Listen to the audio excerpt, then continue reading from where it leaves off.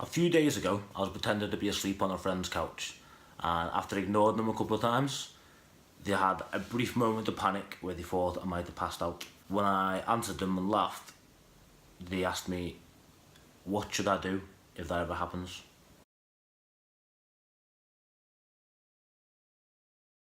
I have got so much respect for this person for asking me that, because it's not really something people want to bring up. I mean, how awkward would that be? You're diabetic? Cool.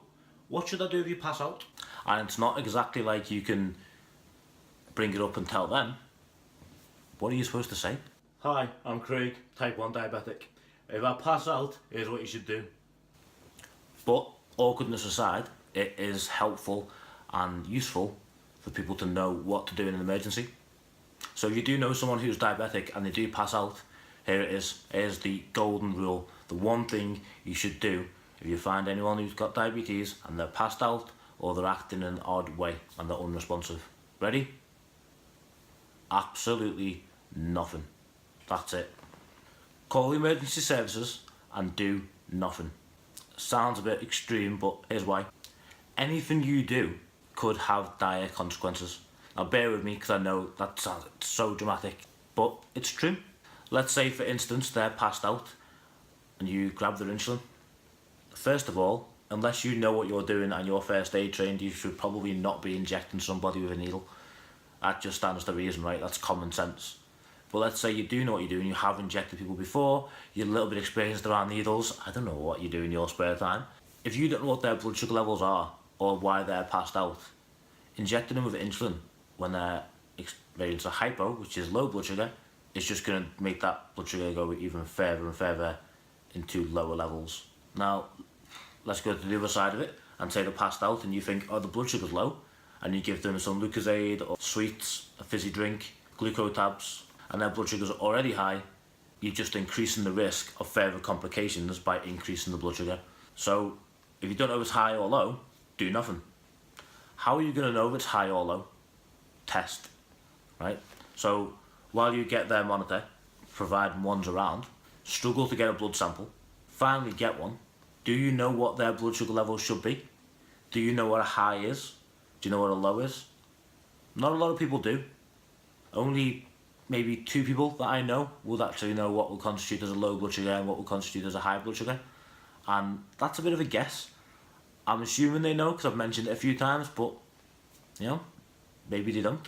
Aside from that, while you're trying to find the monitor and trying to get a sample from someone who's been quite unresponsive and maybe a little bit, we can be awkward.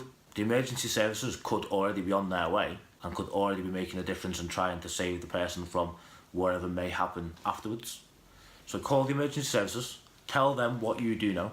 Once they know that I'm diabetic, they'll be on the way anyway, and they'll be on the phone trying to get as much information as possible. By the time they get there, they will know what to do. They are the experts. Leave them to it. That got me thinking then. What if I'm out on my own and something happens to me then? Obviously you can't get paranoid about it and you just end up never going anywhere on your own. But what if a stranger finds me and I'm acting peculiar or I'm out cold on the floor? They won't know I'm diabetic. They don't know what to do. When I was a kid, it wouldn't have been a problem. I had this small silver chain that hung around my neck with a medical sign on it. It would unscrew and inside would be emergency contact details, who I am, the fact that I'm a type 1 diabetic.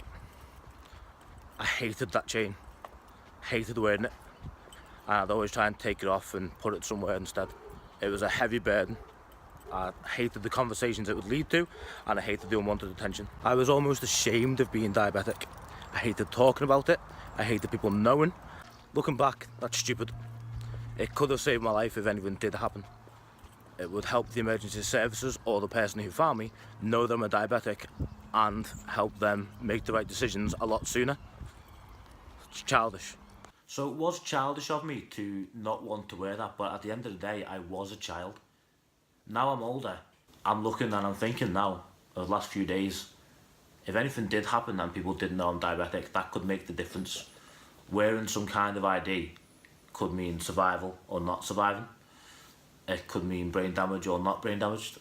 I'm definitely going to order some kind of ID.